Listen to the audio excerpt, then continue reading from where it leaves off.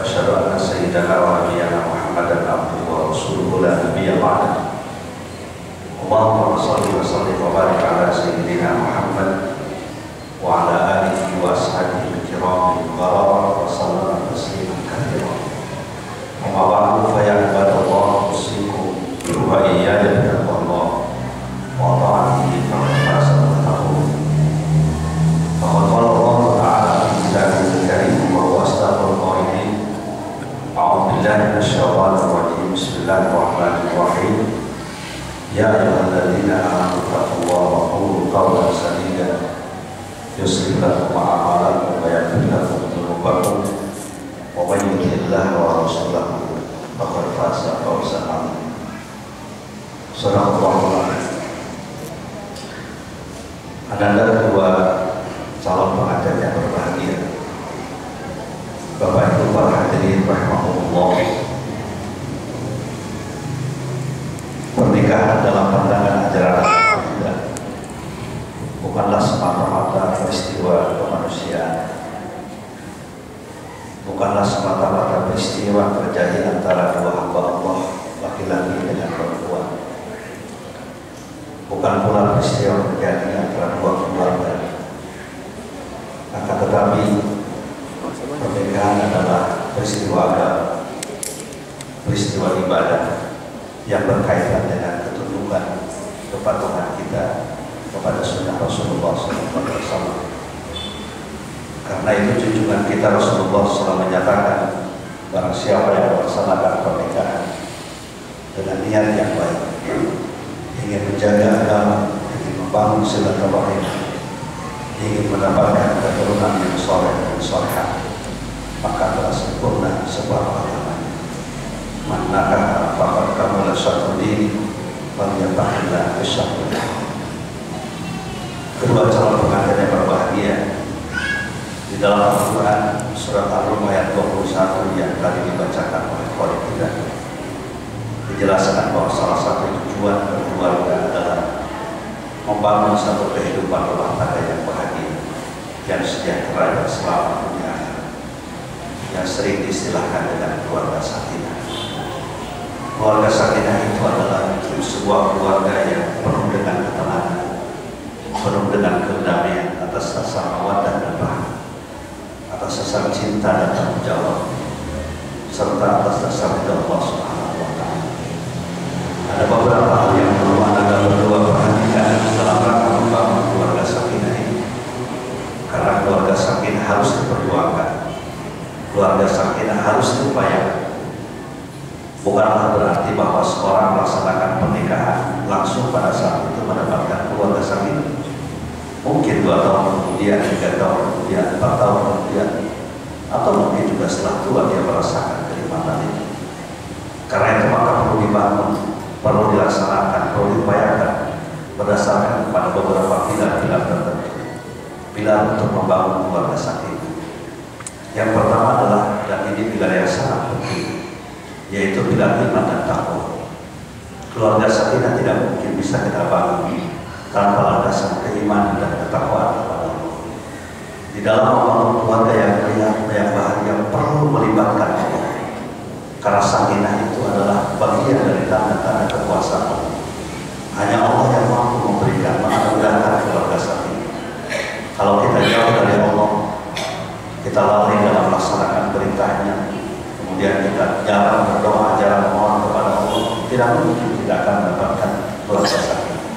Keluarga sakinah itu bagian dari tanda-tanda kekuasaan Allah Subhanahu wa Ta'ala. Di rumah yang sering dibacakan Al-Quran, di rumah yang sering dipergunakan untuk sujud, di rumah yang sering dipergunakan untuk berdoa dan memohon kepada Allah, maka insya Allah akan turun keberkahan dan kesakinah. Dalam sebuah hadis Rasulullah mengatakan, Innal baital ladzi yuqra'u fil Qur'an tunzalu alaihim barakah. Di rumah yang suka dibacakan Al-Quran akan diturunkan keberkahan. Banyak orang yang ingin mendapatkan keberkahan dalam hidup, kecukupan dalam hidup, tetapi jauh dari bimbingan Al-Quran. Jangankan mengamalkan Al-Quran, membacanya juga jarang sekali dilakukan. Jauh sekali keinginan, harapan dengan pelaksanaan. Yang kedua, keluarga sakinah akan bisa kita bangun Manakala suami melaksanakan kewajiban, istri melaksanakan kewajiban.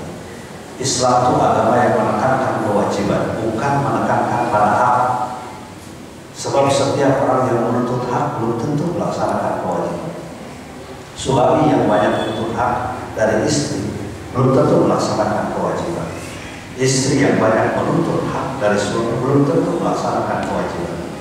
Oleh karena itu yang penting dan yang diutamakan adalah dua-duanya melaksanakan kewajiban, bukan menuntut hak. Apa kewajiban suami dan kewajiban istri? Kewajiban suami itu intinya ada dua. Kewajiban istri pun juga intinya ada dua. Seperti digambarkan oleh Allah pada surat An-Nisa ayat 34. Ar-rijalu qawwamuna 'ala an-nisa bima faddalallahu ba'dahum 'ala ba'din wa bima anfaqu min amwalihim. Kewajiban yang suami yang pertama adalah qawwam. Dia sebagai pemimpin, dia sebagai pengayom, sebagai merobbi, sebagai pendidik. Mau dibawa kemana rumah tangga itu sangat tergantung pada visi dan misi suami. Kalau suami yang bertanggung jawab tentu akan membawa keluarga, istri dan anak pada jalan kebaikan. Suami yang bertanggung jawab, suami yang melaksanakan kewajiban adalah suami yang berbuat baik, yang melakukan muasyarah bil ma'ruf kepada istrinya, pada anak-anak. Saking pentingnya muasyarah bil ma'ruf ini sampai junjungan kita menyatakan bahwa kemuliaan seseorang bukan ditentukan oleh status sosial.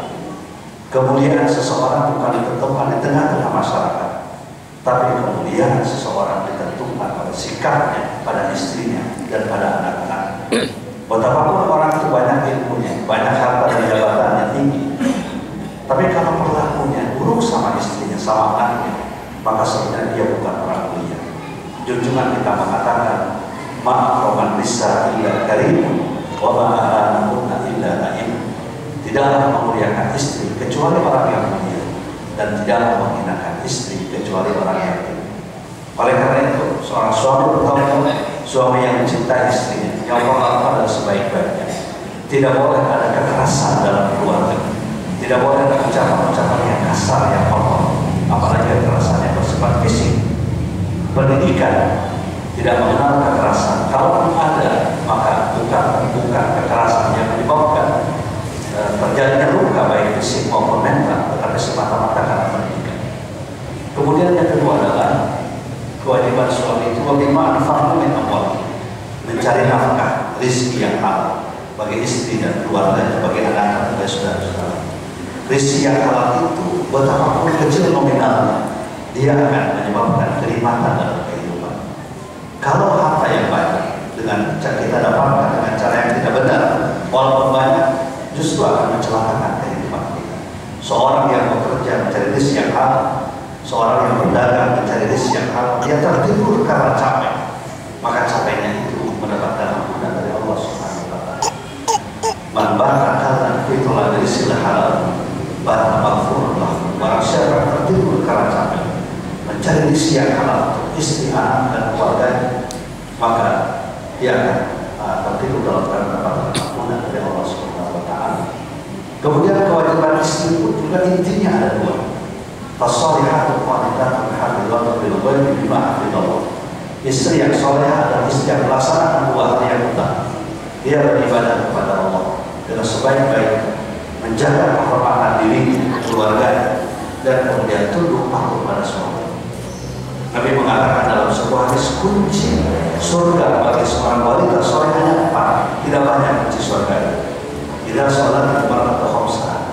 Kalau seorang istri melaksanakan sholat 5 waktu saja, apalagi disertai dengan sholat sunnah, wasomat syahwat, dan berpuasa pada bulan Ramadan, apalagi disertai dengan puasa-puasa, wahfidul farjah, menjaga kehormatannya, menjaga pergaulannya, menjaga rumah tangganya dari berbagai macam intervensi kebudayaan yang buruk. Kemudian Allah bersama tunduk patuh pada suaminya atas dasar kepatuhan kepada Allah dan Rasulnya, maka dakhala al-jannah, telah dia akan masuk ke dalam surga. Insya Allah di dunia juga akan mampu membangun baik di jannah.